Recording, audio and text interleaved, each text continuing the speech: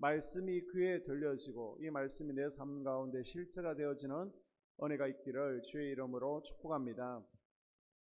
교회를 다니는 4명의 집사님이 계셨습니다. 어느 날 야고보서를 공부하다가 너희 죄를 서로 고하며 라는 말씀을 보고 이 말씀에 근거해서 자신들의 약점을 서로 고백하기로 했어요. 한 집사님 먼저 이야기합니다. 나는 교회를 다니기는 하지만 아직 주초 문제를 해결하지 못했습니다. 아직 술, 담배를 끊지 못했습니다. 라고 고백을 했어요.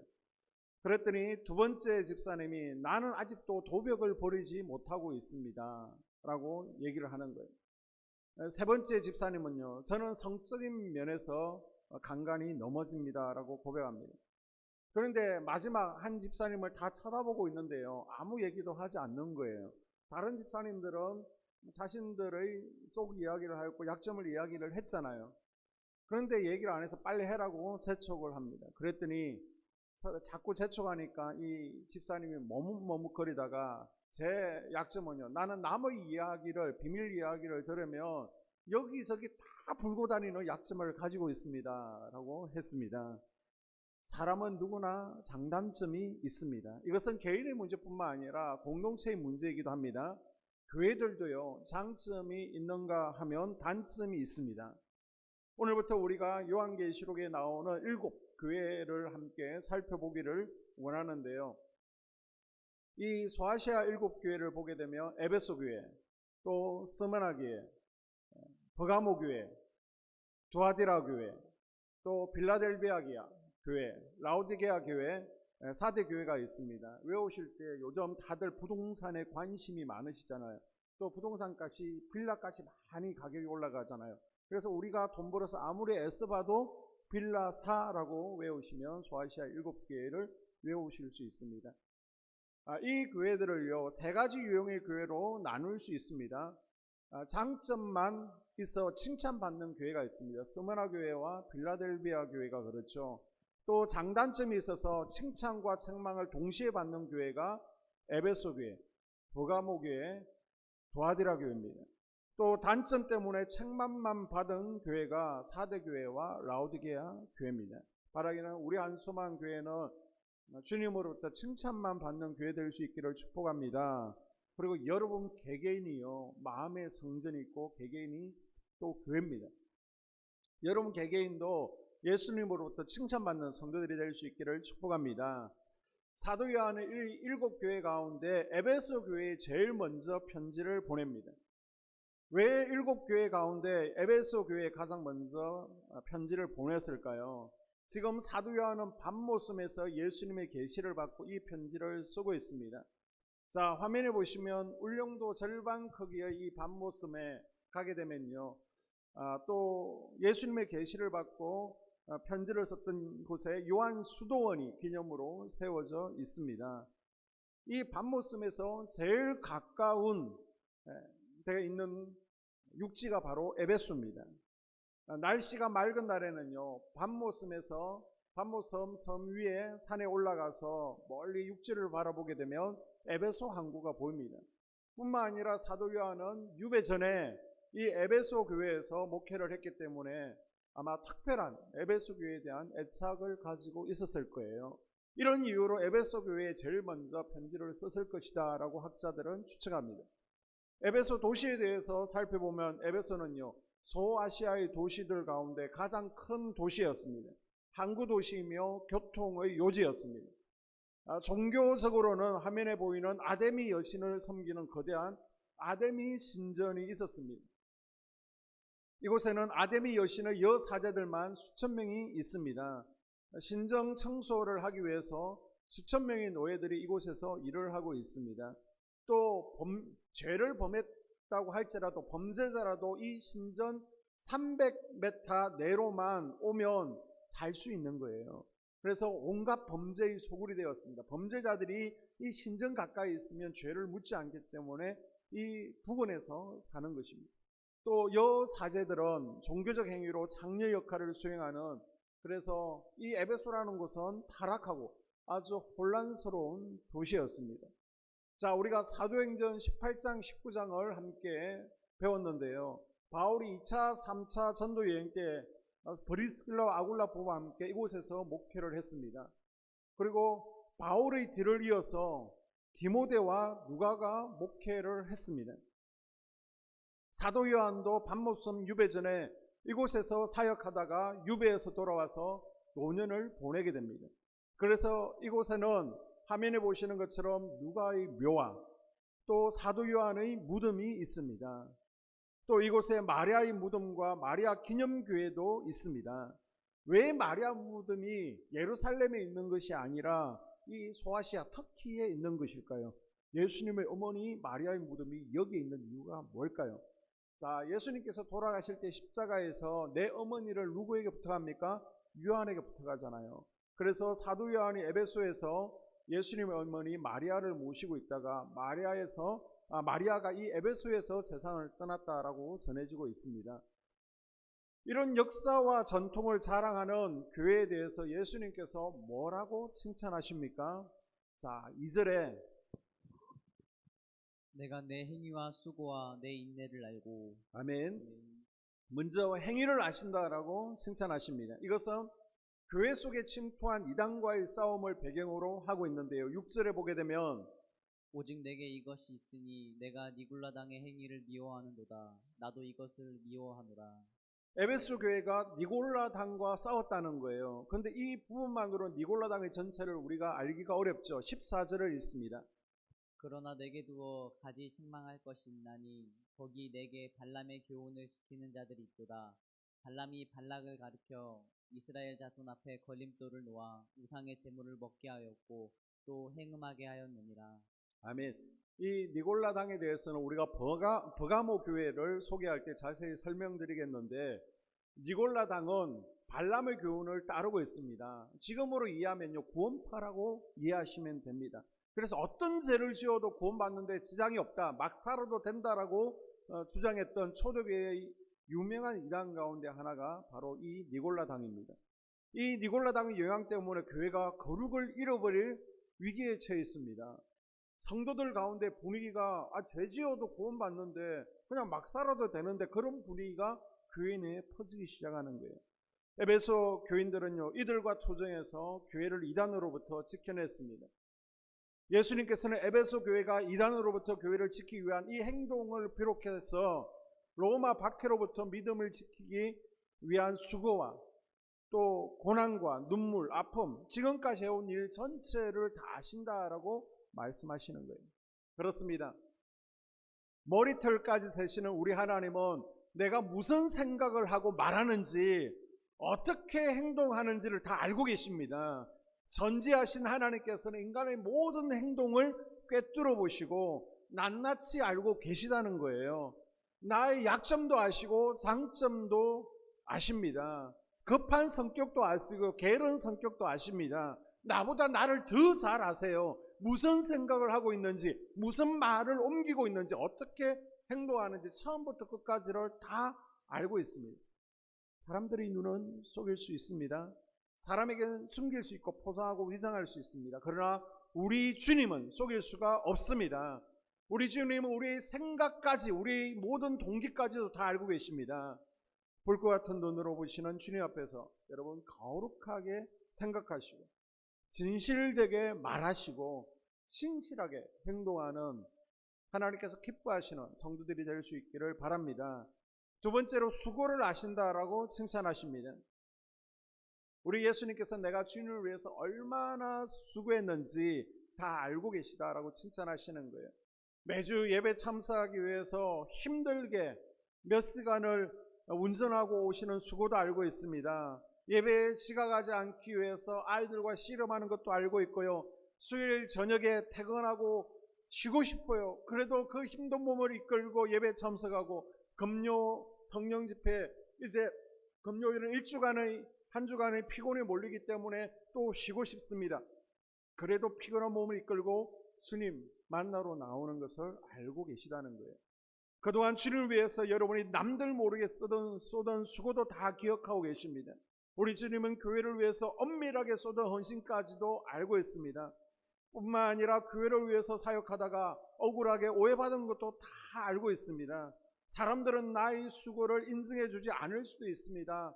토요일날 여러분이 나와서 주의 성전을 돌아보고 청소하고 헌신하시는데 제가 토요일날 밖에 나와보지 않고 목양실에 있다 보니까 모를 수 있습니다. 그래서 서운하고 섭섭할 때도 있습니다. 그렇다고 여러분의 헌신과 수고가 결코 헛된 것이 아닙니다. 사람들은 안다 하고 사람들은 잘했다 칭찬해 주는데 우리 예수님께서 나는 몰라 라고 하면 얼마나 비참합니까? 그러나 사람들은 모를지라도 주님께서 친히 인정해 주시고 칭찬하고 계심을 믿으시기를 바랍니다. 소자에게 냉수 한 그릇 준 것도 결코 상을 잃지 않을 것이다 라고 했습니다. 가보의 역전 돈입도 우리 주님을 기억하고 칭찬하고 계세요. 여러분, 사람들의 판단과 인정에 너무 목말라 하지 마십시오. 우리 주님께서는 다 아시고 귀하게 받으시는 줄로 믿습니다. 또한 우리 주님께서는 인내를 아신다라고 칭찬하십니다. 내가 무슨 문제로 힘들어하는지 고민하는지 우리 주님께서는 내 고통을 아십니다. 눈물을 아십니다. 억울한 사정을 아십니다. 내 속에 있는 모든 분노를 아십니다. 시비 걸고 괴롭히는 대적도 아십니다. 이유 없이 나를 미워하는 사람들을 아십니다. 경제적인 문제 때문에, 직장 문제 때문에, 또 자녀가 속썩여서 건강의 문제 때문에, 사람과의 관계 때문에 속상하고 힘들어하는 것, 말하지 않아도 표현하지 않아도 우리 주님께서는 다 알고 계세요. 여기서 인내라는 것은 무엇 아래 머문다라는 뜻입니다. 그래서 소극적으로는 견디는 것을 의미하고요, 적극적으로는 극복해 나가는 것을 말합니다. 자, 2장 3절을 보실까요? 또 내가 참고 내 이름을 위하여 견디고 게으르지 아니하는 것을 아노라. 아멘. 게으르지 아니한 것은 표준 세번역에서는 낙심한 적이 없다, 공동번역은 낙심한 일이 없다라고 번역하고 있습니다. 낙심하지 않고 낙심한 일이 없다는 거예요. 여러분, 어떤 어려움이 있습니까? 어떤 문제가 있습니까? 현재의 삶이 힘이 드십니까? 주님의 역사가 빨리 나타나지 않는다고, 문제 가운데 오셔서 우리 주님께서 해결자가 되어주시지 않는다고 낙심하지 마세요. 참고 견디어 내십시오. 우리 모든 형편과 사정을 다 아시는 예수님 앞에 나오십시오. 우리 주님께서 말씀하십니다. 사랑하는 아들아, 딸아, 내가 다 알고 있다. 내가 내 고통을 다 알고 있어. 비록 힘들지만은 견뎌내려고 노력하는 거, 눈물 지으면서 기도하고 한숨 짓는 거 다 알고 있어. 낙심하지 않는 것도 알고 있어. 오늘 그분의 만져주심, 위로하심을 통해서 새 힘을 얻을 수 있기를 바랍니다. 주님께서는 에베소 교회의 행위와 수고와 인내를 칭찬하신 후에 에베소 교회를 책망하십니다.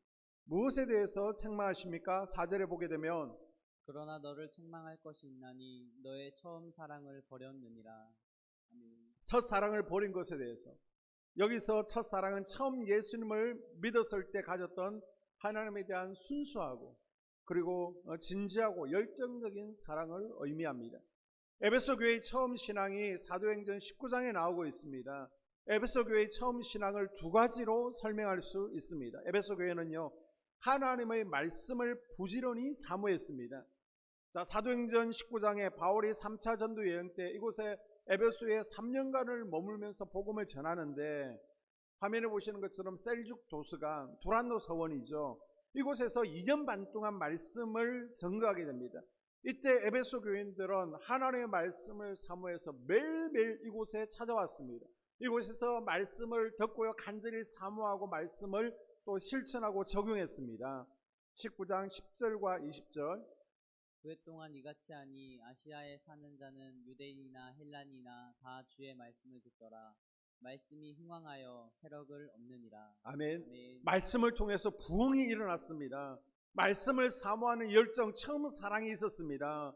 오늘날도 주님을 사랑하는 성도들은요, 하나님의 말씀을 사모하게 되어 있습니다. 오늘은 어떤 말씀을 주의 종 목사를 통해서 주실까 말씀에 집중하게 됩니다. 내가 말씀을 더 배워야지 말씀 양육을 받으려고 사모하게 되는 거예요.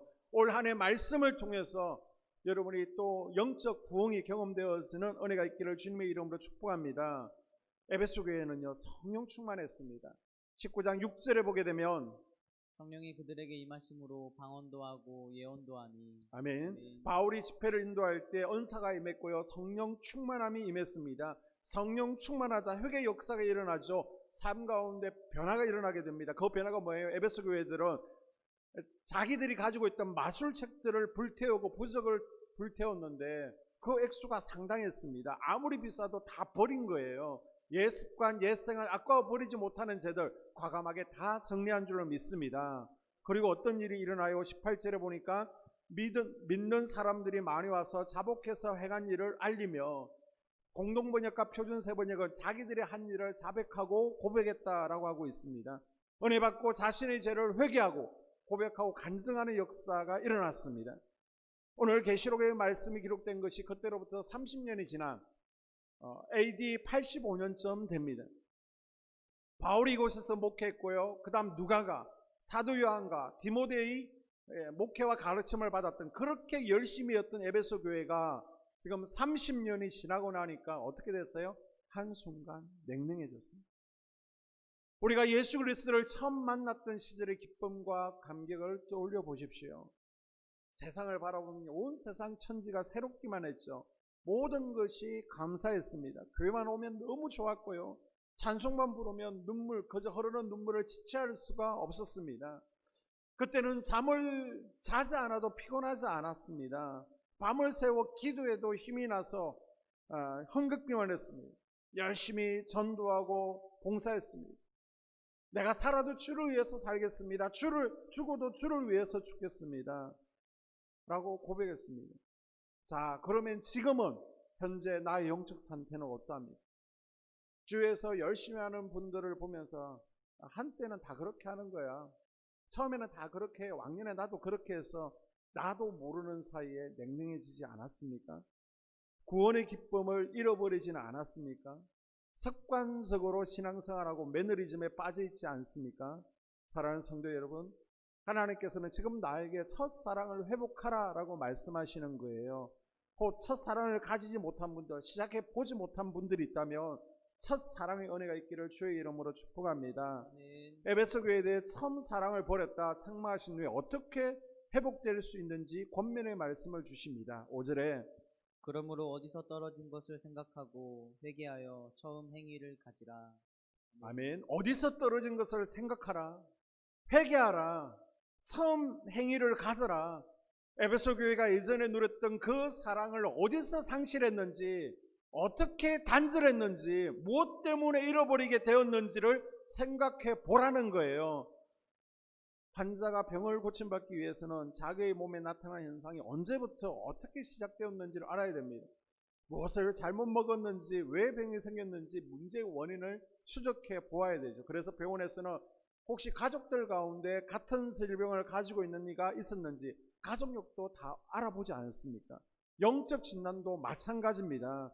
하나님과의 친밀함을 어디서 어떻게 잃어버리게 되었는지 진단해 보라는 겁니다.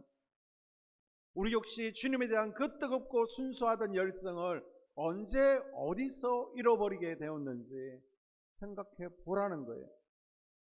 내가 직장 생활을 하면서부터, 아니면 집사 권사가 되면서, 아니면 코로나가 터지면서 아닙니까? 바빠서 말씀을 멀리하면서부터인지, 피곤해서 기도를 쉬면서부터인지 진단해 보라는 거예요. 첫사랑을 잃은 분들, 이 시간 첫사랑을 어디서 잃어버렸는지 진지하게 점검해 보는 시간이 될 수 있기를 바랍니다. 에베소 교회는 열심히 일하고 수고하는 교회였습니다. 그런데 문제는 정통 교리를 지키기 위해서 이단과 열심히 싸우고 또 교회를 유지 관리하기 위해서 일하는 데 집중하다 보니까 이들의 가슴이 식어져 버렸어요. 첫사랑을 잃어버렸습니다. 우리가 교회 일을 한다고 하면서 손과 발은 부지런한데 가슴이 식어버릴 수가 있습니다. 예수님을 위해서 사역한다고 하다가 일에 대한 열심은 있는데요, 영혼 탈진하고 죽어버릴 수가 있습니다. 마르다처럼 은혜를 잃어버릴 수가 있습니다. 예수님께서는 첫사랑을 잃어버린 이들에게 언제 어디서 그 뜨겁고 순수하던 열정을 잃어버렸는지를 점검하고 회개하고 처음행위, 첫사랑을 가지라고 권면하고 있습니다. 우리가 영적인 에베소 교회는 아닙니까? 그러나 우리에게 우리 주님께서 말씀하십니다. 첫사랑을 회복하라. 여러분 떠올려 보십시오. 처음 믿었을 때의 감격과 그 열심을 지금 영적 상태가 어떠한지 식어진 가슴에 불을 붙일 수 있기를 바랍니다. 여러분 영적 감격을 회복하십시오. 다시 예배를 회복하십시오. 다시 기도를 회복하십시오. 다시 말씀을 듣고 매일 하나님 말씀을 가까이 하는 우리가 될 수 있기를 주님의 이름으로 축복합니다. 우리 예수님께서는 또한 말씀하십니다. 내가 다 안다. 지금 영적 상태가 어떠한지, 내가 어떻게 살고 있는지, 무엇 때문에 속상하고 힘들어하고 괴로워하는지를 다 안다라고 말씀하십니다. 그것이 영적 문제인지 아니면 경제적인 문제인지, 직장과 자녀와 건강, 또 사람과의 문제인지 뇌 고통을 다 안다라고 말씀하세요. 사람들은 몰라줘도 하나님은 우리의 행위, 수고를 다 기억하고 계시다라고 말씀하십니다. 이 주님께서 첫사랑을 회복하고 참고 견디는 우리에게 가슴 벅찬 상급을 약속하십니다. 자, 보게 되면 이기는 그에게는 내가 하나님의 낙원에 있는 에덴 동산에 있는 그 생명나무 영원한 생명 열매를 주어 먹게 하리라 라고 말씀하십니다. 성령의 이 열매를 먹는 하나님의 은혜를 받는 우리가 될 수 있기를 주님의 이름으로 축복합니다.